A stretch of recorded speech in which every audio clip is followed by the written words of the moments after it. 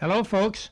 This is Ross Fleming of Fleming Recordings Nelson, makers of personal phonograph records, especially those of the Kootenay Music Festival, bringing you another program of Kootenay talent and early-day Kootenay history, broadcast as a public service in cooperation with the 3 Kootenay radio stations under the titles Fleming Presents over Radio CKLN Nelson, Salute to the Kootenays over Radio CJAT Trail, and Tales of the Kootenays over Radio CKEK Cranbrook. The Nelson Junior High School Grade 8 Choir, Nelson, leads off our program singing A. Hosanna, a German chorale, and B. At the Gate of Heaven, a Basque folk song, in the class for school choirs, grades 8 and 9.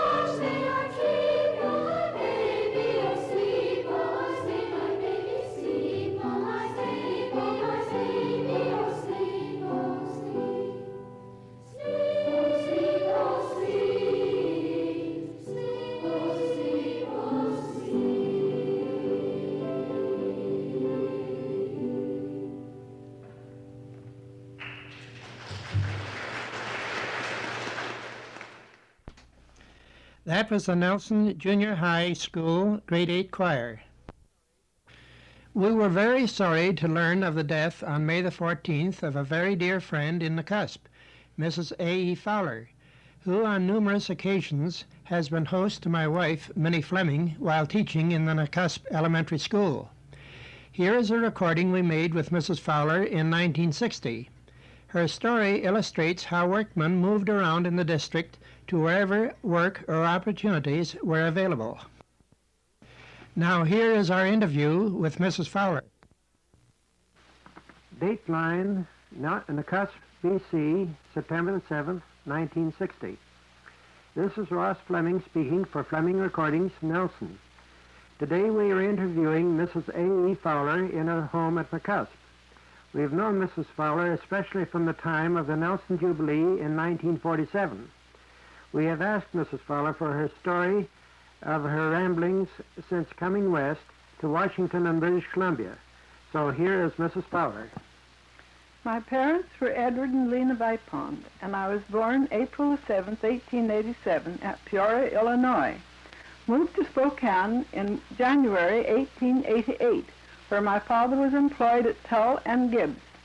He built a small house on Fifth Avenue, Cannon's Addition, not far from Monroe.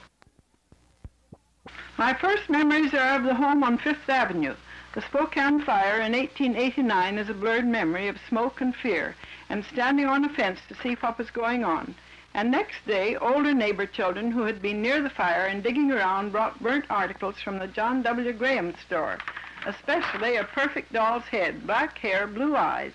I kept it as a souvenir until 1928, when my own home burned here in Nakusp.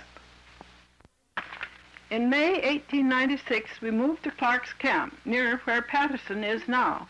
Our favorite game every afternoon was to go up the road to the line where the U.S. and Canada posts were and stand on the line made in the dust and play each side of it and make games of each country. Then we would ride back to camp on the freight wagons when they came in. End of July, the horses took sick, and a lot of them died and were then burned with the logs and brush on the right-of-way near the camp. Then the flies got very bad and people got sick with what the doctor called mountain fever. We had it in our home, too, and 4 of us were just half over it. When my dad came home at 11 o'clock one night and told Mama we would have to leave at 7 the next morning for Northport and Spokane, as he had it, too.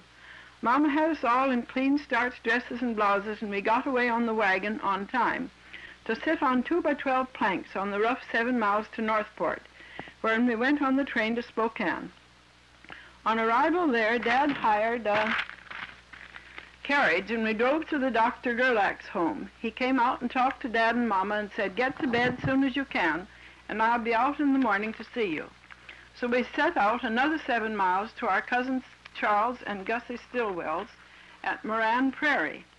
Dad was sick with typhoid fever there for 6 weeks, and then after eating ice cream a friend brought us, he had a relapse and was sick for another 6 weeks. In November, he was well enough to move, and we went back to our home in Union Park and to school. And he went back to his work at Rossland. The train was running by then, and the supply wagons were not needed, so he got a contract hauling ore, and we moved up on January 1st, 1897. On July 4th, as the mine had closed, he moved us and his outfit to Ainsworth, and in October that same year to Kaslo, where he hauled for another mine till it closed. Then he moved his outfit to the Crow's Nest, where the railroad was being built. But we stayed on in Kaslo. In July 1898, he and 2 other Kaslo men, William English and Pearson, were amongst the hundreds who contracted typhoid fever and came at once to Kaslo, where under the wonderful care of Dr. Gilbert Harton and their 3 wives, they all got well, and no other case of typhoid developed in Kaslo. After he got well, Dad bought a hay ranch at Lardeau, the Meadows, where Frank Abbey lives now. Here he put a crew to work baling hay for his 18 horses, and eventually got a subcontract on a cut on the right-of-way near Kuskanook, and here he moved us in January 1899. He hired Captain Angus Campbell's tug Hercules and barge, and took hay, horses, equipment, family of 5 children, wife, and household goods, and we arrived there late at night and stayed at Middleton's Hotel until we got a cabin to live in. There was no school in the town, so some of the fathers were trying to get one started. When Pauline Johnson came to town to visit her manager McRae's old friends, Mr. and Mrs. A.G. Fraser, Pauline heard we had no school and put on a concert in the largest saloon, using 2 billiard tables for a stage. And what a wonderful concert for us to see and hear. We never forgot it. The money taken was used to buy lumber etc. for the new school, and volunteer labor soon had it built, and a teacher came up from Victoria, Miss Elizabeth Lindsay, to teach us. The work ended in July, and we moved back to Kaslo, while Dad made his arrangements to move to the Meadows and open a camp and hotel bar there, and we all moved up in August 1899. The Canadian Pacific was building a railroad on the south side of the Lardeau-Duncan River, and the Great Northern was building on the north side, so it was a busy district. In September 1900, we moved back to Kaslo, and we all went to school. In April 1901, we moved to Lardeau, and Dad rented the dining room of the commercial hotel from J. Cameron, and Mama and her 3 older children ran it. while Dad was busy on meadow and packing supplies, etc. We did this for 3 months, then went into a small new house of our own. And the fathers in town started to get a school started. It was finally built, and a teacher came from Victoria, Miss Edith Dalby, and we had our school started on January the 2nd, 1902. The pupils were 2 young Italian men. I've forgotten their names. Ethel Vipond, Fred Vipond, Lena Vipond, Catherine Vipond, Naomi Vipond, Mons Alban, James Cameron, Bert Cameron, Lilias McPherson. The trustees were J. Cameron, J. McPherson, E.R. Vipond. In July, as my mother was expecting, she had her midwife, Mrs. Thomas Kane, come to stay with us. Dad was at the Meadows. It was arranged that if wires were down when needed to send for doctor, that a family friend, George Chataway, would row a boat to Kaslo for the doctor. And so it happened on July 28th. I tried to phone at 6 a.m. Wires were down, heavy wind. George set out and finally got the doctor at Kaslo. They set out in Dr. Harton's launch and had to go ashore twice. The waves were so high. A dreadful day for us. Ed was born at 6 p.m. And the doctor got in about 7 p.m. However, all went well eventually. He was the first child born at Lardeau that we ever heard of, Edward Russell Vipond. In October that year, we moved to Trout Lake and started a dairy. Mama and we 3 older ones ran it, and Dad packed to the mines. He had 10 horses at this time. On September 27, I married Albert Fowler, and we lived in Trout Lake. Had our first child, Richard, there in 1906. Moved to Nelson in 1908. Our second child, Fred, was born in Kaslo en route. Our third son, Gilbert, in Nelson, 1910. We left Nelson in March 1910 and lived in Princeton for 6 months. Then moved to Nakusp, where my father had a logging camp and worked with scaler and bookkeeper. In June 1911, we bought land in Crescent Bay and started a home of our own. In February 1913, our daughter Kathleen was born there. In 1917, Bert went to work for the Forest Branch as assistant ranger, which he did for 12 years. Then his old love for prospecting came back, and he became interested in the Big Ledge. In 1928, our home burned at Crescent Bay, and we moved to town as Bert was working on a new tug, the Beaton. Then we moved into a larger house, and I started Pine Lodge and built 2 cabins.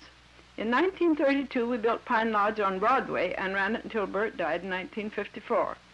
In 1946, the CM&S Company bought the Big Ledge, and we had a trip to California to celebrate. In 1954, I sold Pine Lodge and had a small home built for myself here. October 15, 1960, will be the 50th anniversary of our arrival in Nakusp with our 3 boys. We are members of the Anglican Church, and I am a 49-year member of the Women's Institute, and a 48-year member of the Hospital Auxiliary, a 49-year member of St. Mark's Guild and WA. Well, thanks, Mrs. Fowler. You've certainly been a faithful servant of your church and your WI. Now, we've had a little respite in this recording while Mrs. Fowler has served a delicious lunch, at which we have been joined by Mrs. Fleming. Now, Mrs. Fowler, you have a story about my wife's home in Kaslo. Oh, yes. I went there in June 1908 and stayed at her mother's home while my son Fred was born. Mrs. Fleming at that time was busy studying for high school exams. It was your little boy Dick that kept me so amused. Yes, that's right. He was a little pet. I can picture him yet, although I have only seen him once in all the years that passed. Yes. I doubt if I'd know him now even. No. But he was a darling. Well, now, it's a small world, isn't it? We always have something that relates to one another. I also understand that there's a movement on foot in Nakusp to change our family name. What's all this about? Yesterday I had 8 little girls visiting me, and one of them played with a flamingo, wooden flamingo, which I had brought back from Florida. She asked me what it was, and I told her it was a flamingo. She said, "That is my teacher's name." I couldn't imagine who she meant. And just today I find it was Mrs. Fleming she was talking about. So that is Mrs. Fleming's new name. That all right? Well, that's a new one to me, but I can quite understand. I had them repeat my name yesterday. I said, "My name is Mrs. Fleming. Can you say that?" Oh, yes, they were all delighted to say that. But anyway, it's close enough. I'll answer to either one. Very good. Well, thanks very much, Mrs. Fowler, for this very fine interview. And we'll look forward to putting it on the air someday. Thanks very much. And thanks again for that wonderful repast. That is very nice. You're quite welcome. I was glad to have you. And so we say goodbye to Mrs. A.E. Fowler of Nakusp, a real old-timer. For our Eddison Cylinder record today, we are playing a little joke on my wife Minnie, or Min for short, or is a joke on me. Ed Meeker sings, "Oh, Min."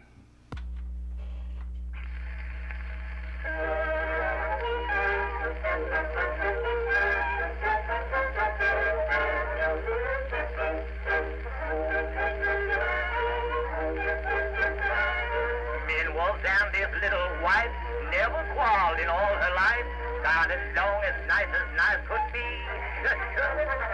But she started getting wise, and these million alibis one phone when he got home at 3:30.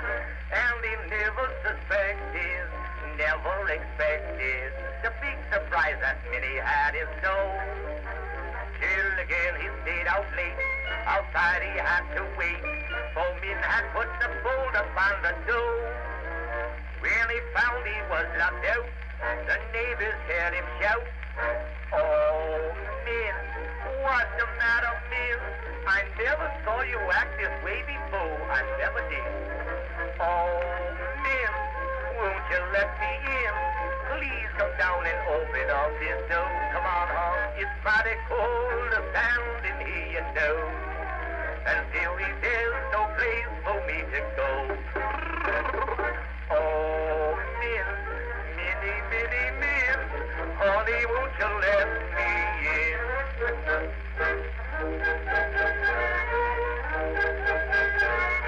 And he leads a simple life. When he goes out, takes his wife, acts just like they did before they wed. Said it isn't so much fun as lots of things that he has done. In fact, there's times he wishes he was dead. He does so many wishes, washes the dishes. He never has a real time anymore. He's so tired of angel cake that Min has made him think. He told them out so much it makes him so. He would rather be locked out and have to stand and shout, "Oh, Min, what's the matter, Min? I never saw you act this way before, I never did. Oh, Min, won't you let me in? Please come down and open up this door. Come on, hon, it's mighty cold, the sound in here, you know. Until he tells no place for me to go. Oh, Min, Minnie, Minnie, Min, honey, won't you let me in?"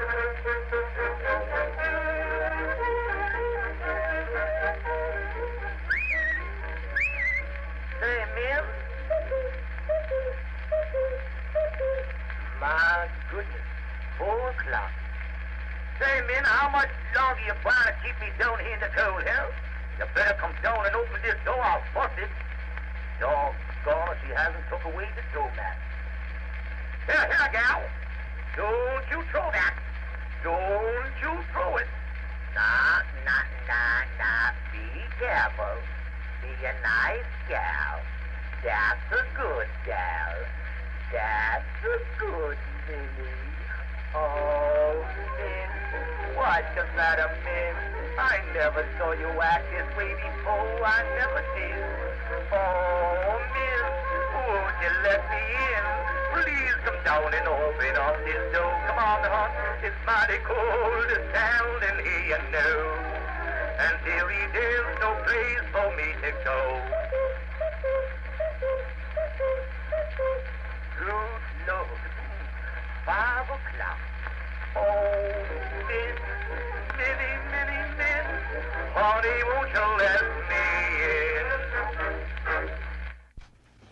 Well, what do you think? Don't answer that. That was an early-day Eddison Cylinder recording from our Frank Stringer collection. From the Kootenay Music Festival, Donald Richards of Trail plays In the Fields from Class Speeds, for which he received 86 marks in the class for piano under 13.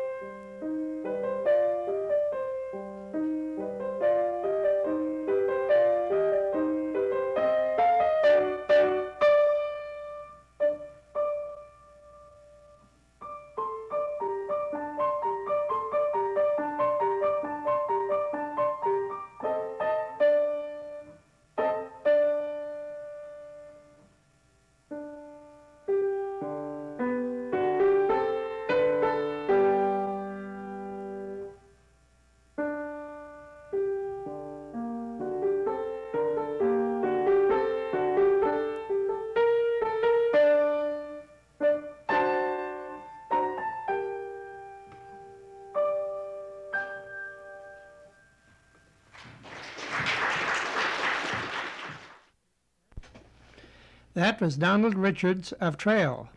Jill Pritchard of Nakusp recites Night by Lois Weakley McKay, for which she received 83 marks in the class for spoken poetry, girls under 8.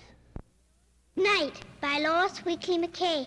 My kitten walks on velvet feet and makes no sound at all, and in the doorway nightly sits to watch the darkness fall. I think he loves the lady Night and feels akin to her, whose footsteps are as still as his, whose touch as soft as fur. That was Jill Pritchard of Nakusp. Judy and Susan Allingham of Kinnaird play a piano duet in the under 12 class named Days of Long Ago by Markham Lee, for which they received 84 marks.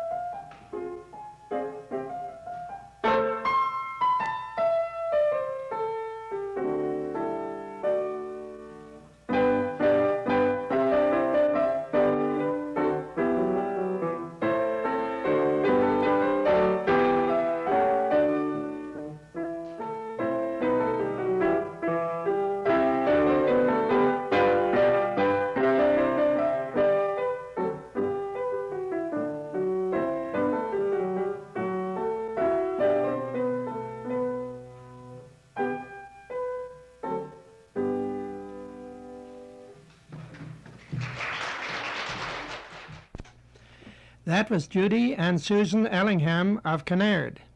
Next, Kathy Landucci of Trail plays A. Shadows from 6 Little Preludes by Padua, and B. Fairy Bells by Dunhill.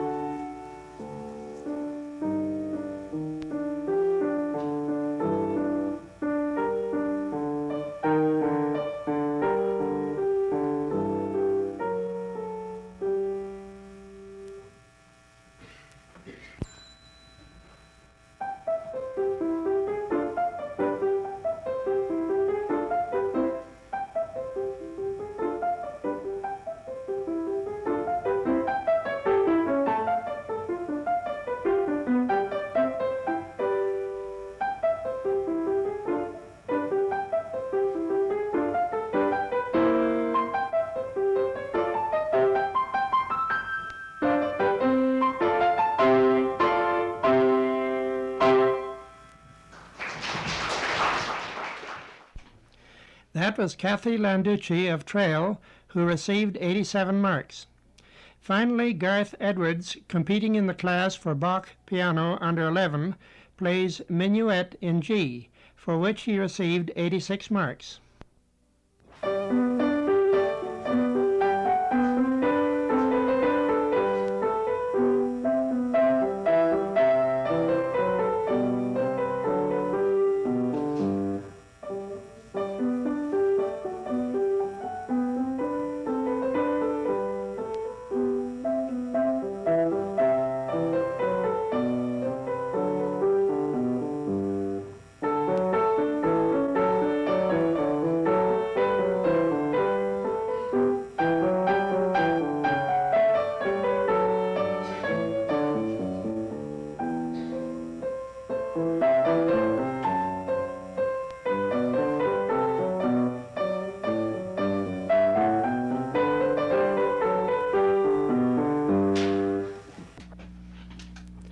That was Garreth Edwards of Trail.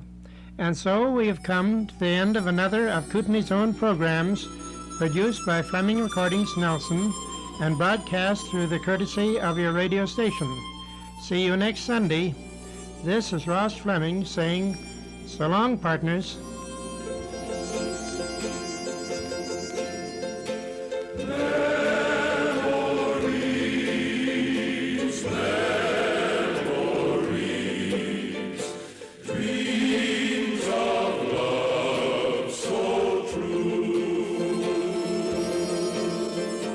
Oh